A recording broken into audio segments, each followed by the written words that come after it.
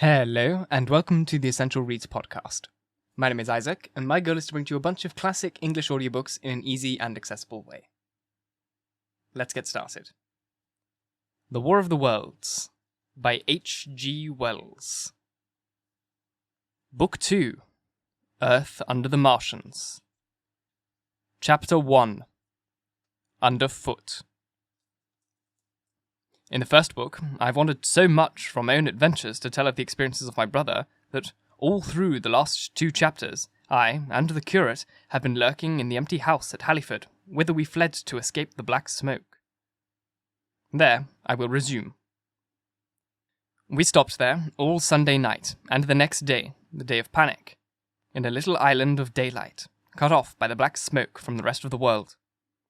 We could do nothing but wait in aching inactivity during those 2 weary days. My mind was occupied by anxiety for my wife. I figured her at Leatherhead, terrified, in danger, mourning me already as a dead man. I paced the rooms and cried aloud when I thought of how I was cut off from her, of all that might happen to her in my absence. My cousin, I knew, was brave enough for any emergency, but he was not the sort of man to realize the danger quickly, to rise promptly. What was needed now was not bravery, but circumception. My only consolation was to believe that the Martians were moving Londonward, away from her. Such vague anxieties keep the mind sensitive and painful. I grew very weary and irritable with the curate's perpetual ejaculations. I tired of the sight of his selfish despair. After some ineffectual remonstrance, I kept away from him, staying in a room, evidently a child's schoolroom, containing globes, forms, and copybooks.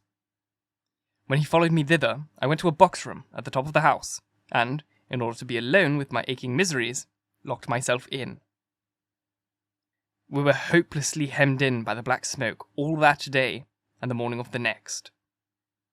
There were signs of people in the next house on Sunday evening, a face at the window, and moving lights, and later, the slamming of a door. But I do not know who these people were, nor what became of them. We saw nothing of them next day. The black smoke drifted slowly riverward all through Monday morning, creeping nearer and nearer to us, driving at last along the roadway outside the house that hid us. A Martian came across the fields about midday, laying the stuff with a jet of superheated steam that hissed against the walls, smashed all the windows it touched, and scalded the curate's hands as he fled out of the front room. When at last we crept across the sodden rooms and looked out again, the country northward was as though a black snowstorm had passed over it. Looking across the river, we were astonished to see an unaccountable redness mingling with the black of the scorched meadow. For a time, we did not see how this change affected our position, save that we were relieved of our fear of the black smoke. But later, I perceived that we were no longer hemmed in, that now we might get away. As soon as I realized that the way of escape was open, my dream of action returned. The curate was lethargic, unreasonable. "We are safe here," he repeated. "Safe here." I resolved to leave him. Would that I had. Wiser now, for the artilleryman's teachings, I sought out food and drink. I found oil and rags for my burns. I also took a hat and a flannel shirt that I found in one of the bedrooms. When it was clear to him that I meant to go alone, had reconciled myself to going alone, he suddenly roused himself to come. And all being quiet throughout the afternoon, we started about 5 o'clock, as I should judge, along the blackened road to Sunbury. In Sunbury, and at intervals along the road, were dead bodies lying in contorted attitudes. Horses, as well as men. Overturned carts and luggage, all covered thickly with black dust. That pool of cindery powder made me think what I had read of the destruction of Pompeii. We got to Hampton Court without misadventure, our minds full of strange and unfamiliar appearances, and at Hampton Court, our eyes were relieved to find a patch of green that had escaped the suffocating drift. We went through Bushley Park, with its deer going to and fro under the chestnuts, and some men and women hurrying in the distance towards Hampton, and so we came to Twickenham. These were the first people we saw. Away across the road, the woods beyond Ham and Petersham were still afire. Twickenham was uninjured by either heat ray or black smoke, and there were more people about here, though none could give us news. For the most part, they were like ourselves, taking advantage of a lull to shift their quarters. I have an impression that many of the houses were still occupied by scared inhabitants, too frightened even for flight. Here too, the evidence of a hasty rout was abundant along the road. I remember most vividly 3 smashed bicycles in a heap, pounded into the road by the wheels of subsequent carts.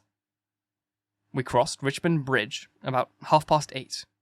We hurried across the exposed bridge, of course, but I noticed floating down the stream a number of red masses, some many feet across. I do not know what these were. There was no time for scrutiny, and I put a more horrible interpretation on them than they deserved. Here again, on the Surrey side, were black dust that had once been smoke, and dead bodies. A heap near the approach to the station, but we had no glimpse of the Martians until we were some way towards Barnes. We saw, in the blackened distance, a group of 3 people running down a side street towards the river, but otherwise it seemed deserted. Up the hill, Richmond town was burning briskly. Outside the town of Richmond, there was no trace of the black smoke. Then suddenly, as we approached Kew, came a number of people running, and the upper works of a Martian fighting machine loomed in sight over the housetops, not 100 yards away from us. We stood, aghast at our danger, and had the Martian looked down, we must immediately have perished. We were so terrified that we dared not go on, but turned aside and hid in a shed in a garden. There the curate crouched, weeping silently, and refused to stir again. But my fixed idea of reaching Leatherhead would not let me rest, and, in the twilight, I ventured out again. I went through a shrubbery, and along a passage beside a big house standing on its own grounds, and so emerged upon the road towards Kew. The curate I left in the shed, but he came hurrying after me. That second start was the most foolhardy thing I ever did. For it was manifest the Martians were about us. No sooner had the curate overtaken me than we saw either the fighting machine we had seen before or another, far away across the meadows in the direction of Kew Lodge. 4 or 5 little black figures hurried before it across the green grey of the field, and in a moment it was evident this Martian pursued them. In 3 strides he was among them, and they ran radiating from his feet in all directions. He used no heat ray to destroy them, but picked them up one by one. Apparently, he tossed them into the great metallic carrier, which projected behind him, much as a workman's basket hangs over his shoulder. It was the first time I realized that the Martians might have another purpose than destruction with defeated humanity. We stood for a moment petrified, then turned and fled through a gate behind us into a walled garden, fell into, rather than found, a fortunate ditch, and lay there, scarce daring to whisper to each other until the stars were out. I suppose it was nearly 11 o'clock before we had gathered courage to start again, no longer venturing into the road, but sneaking along hedgerows and through the plantations, and watching keenly through the darkness, he on the right and I on the left, for the Martians, who seemed to be all about us. In one place, we blundered upon a scorched and black area, now cooling and asham, and a number of scattered dead bodies of men, burnt horribly about their heads and trunks, but with their legs and boots mostly intact, and of dead horses, 50 feet perhaps behind the line, 4 ripped guns, and smashed gun carriages. Sheen, it seemed, had escaped destruction, but the place was silent and deserted. Here we happened on no dead, though the night was too dark for us to see into the side roads of the place. In Sheen, my only companion suddenly complained of faintness and thirst, and we decided to try one of the houses. The first house we entered, after a little difficulty with the window, was a small semi-detached villa, and I found nothing eatable left in the place but some mouldy cheese. There was, however, water to drink, and I took a hatchet, which promised to be useful in our next housebreaking. We then crossed to a place where the road turns towards Mortlake. Here there stood a white house with a walled garden, and in the pantry of its domicile we found a store of food, 2 loaves of bread in a pan, an uncooked steak, and the half of a ham. I give this catalogue so precisely because, as it happened, we were destined to subsit upon this store for the next fortnight. Bottled beer stood under a shelf, and there were 2 bags of haricot beans, and some lipped lettuce. This pantry opened into a kind of wash-up kitchen, and in this was firewood. There was also a cupboard, in which we found nearly a dozen of burgundy, tin soups and salmon, and 2 tins of biscuits. We sat in the adjacent kitchen in the dark, for we declared not to strike a light, and ate bread and ham, and drank beer out of the same bottle. The curate, who was still timorous and restless, was now, oddly enough, for pushing on, and I was urging him to keep up his strength by eating, when the thing happened that was to imprison us. "It can't be midnight yet," I said. And then came a blinding glare of vivid green light. Everything in the kitchen leaped out, clearly visible in green and black, and vanished again. And then followed such a concussion as I have ever heard before or since. So close on the heels of this as to seem instantaneous came a thud behind me. A clash of glass, a crash and rattle of falling masonry all about us, and the plaster of the ceiling came down upon us, smashing into a multitude of fragments upon our heads. I was knocked headlong across the floor against the oven handle, and stunned. I was insensible for a long time, the curate told me, and when I came to, we were in darkness again, and he, with a face wet, as I found afterwards, with blood from a cut forehead, was dabbing water over me. For some time I could not recollect what had happened. Then things came to me slowly. A bruise on my temple asserted itself. "Are you better?" asked the curate in a whisper. At last I answered him. I sat up. "Don't move," he said. "The floor is covered with smashed crockery from the dresser. You can't possibly move without making a noise. And I fancy they are outside." We both sat quite silent, so that we could scarcely hear each other breathing. Everything seemed deadly still, but once something near us, some plaster or broken brickwork, slid down with a rumbling sound. Outside, and very near, was an intermittent metallic rattle. "That!" said the curate, when presently it happened again. "Yes," I said, "but what is it?" "A Martian," said the curate. I listened again. It was not like the heat ray, I said, and for a time I was inclined to think that one of the great fighting machines had stumbled against the house, as I had seen one stumble against the tower of Shepperton Church.